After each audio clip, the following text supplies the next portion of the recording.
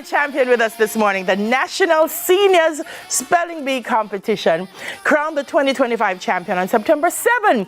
She's here, Beverly Bean. Congratulations. Thank you so much. Beverly, I got to tell you that you have a star name, you know. Really? Beverly Bean. Yeah. That must have been an interesting name coming through school. Well, no, that's not my school name. That's my married name. So once you got married, it was very interesting. It was interesting, and I walk into places and people start to laugh, and I say, "Why are you laughing?" And they say, "Remember the comic Mr. Bean?" Yes. Yeah. So I'm the wife. You are a retired teacher. And among other things. Among other things. Among other things. Teaching was not my last thing. Oh. Yeah, but among other things, because I love to teach. Yeah. Yeah. Very good speller from a long time. Love to spell too. Love words. What is that? What is that? To love to spell? I recall when I was in primary school, and those days we used to call it composition. Yes, and I did a composition. It was kind of a little thing that they were competing, all the schools were doing. And I won, and I went to this little place. It was called Mountainside, and my prize was a dictionary. Yes. And can you imagine a dictionary in the hand of a little primary school girl? So I spell. I would look. As I hear a word, I would go and look it up. So I love words because words help you to express yourself. And it's the root of the whole learning process. If you can't spell, then you can't write it. So I'm into words. I hear your son was also a spelling champion. He was, yes. He went to Vast Prep and he was a spelling champion. What was that experience like? Because I'm sure it must have been fun for you to help him to prepare. It was fun, and you have to kind of love in a very strong way, because there were times when he looked tired and I would say, no, try, go. So those were the times when I remembered some of the words. Yes. And he was a good speller. Yes. He did well. Yeah. Well, talk to me about preparing, because you already loved words and spelling, but for the competition, what was the training process like? It was hard, but not. I wasn't being pushed. I just know that it would be hard. I want to spell. And when I looked at some of the words, I was really taken aback, a little bit intimidated. But what I tried to do was to get familiar with it, play with it.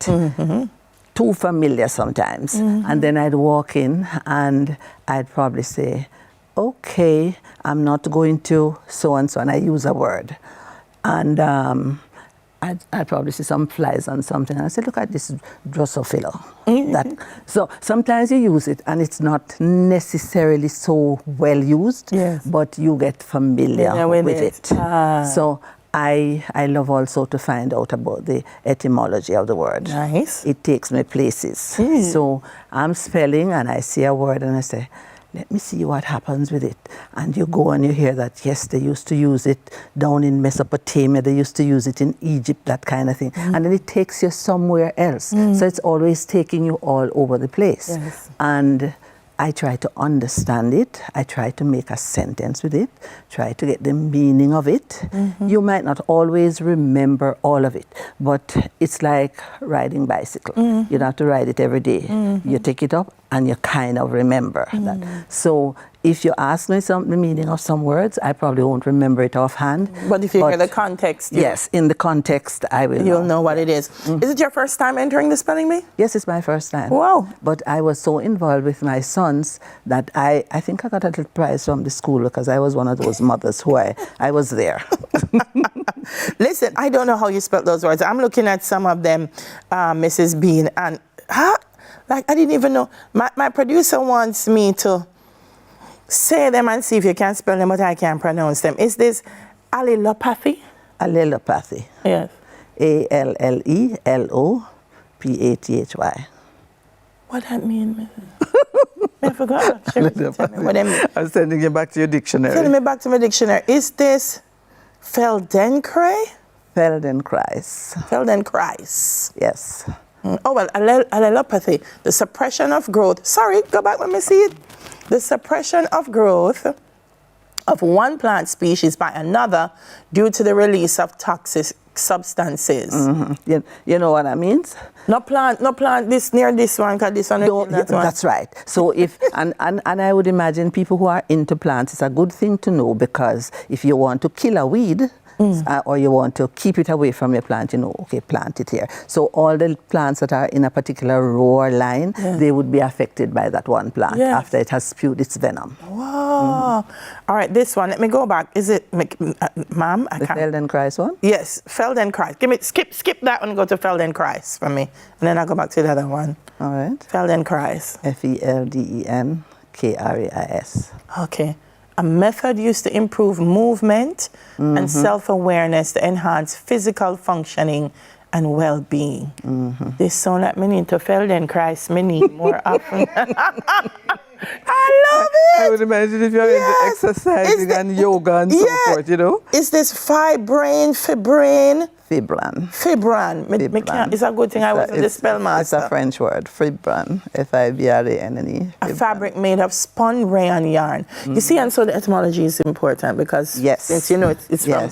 You kind of know, and for example, the Japanese, you know that they are just straight on the draw. Yes, it's not any. English is very hard.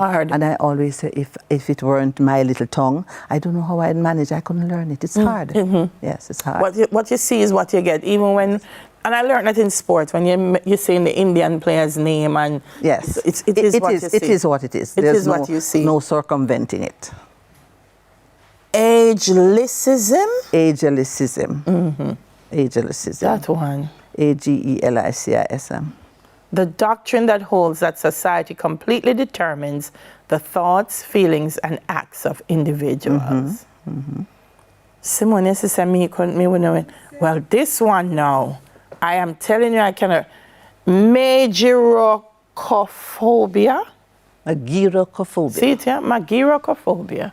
See it? Yes. Yes, Magirocophobia. Magirocophobia. Neville Bell has Magirocophobia. Really? Yes. No, but if he just doesn't like to cook, or if he is lazy, it's not Magirocophobia. He's not lazy. He just, why do you say he has it? I should put it back up for me so I can tell people what it is. Magirocophobia, an extreme fear of cooking. I think he has an extreme fear of cooking because he has an extreme fear of being poisoned. If him cook it, him can't eat it. Okay.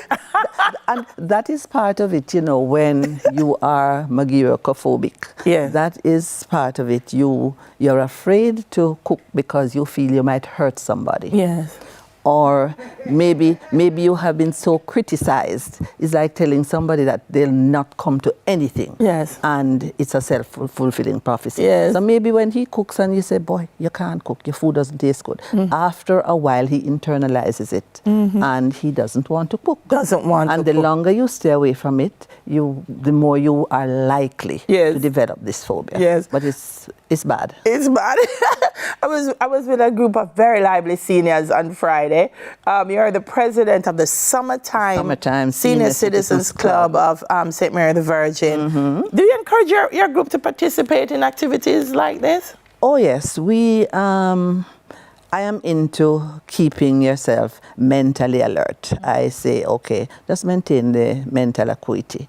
So, for example, when we are having meetings, my senior citizens will answer their names at the register. And we say, okay, do it either with a Bible passage, a memory gem that you have learned from school, something profound by somebody you respect, and something that you feel you have to say. And you want to say it for yourself. Love it. And I usually joke and say, Jesus has wept so many times. Yes. Let's give him a break this time.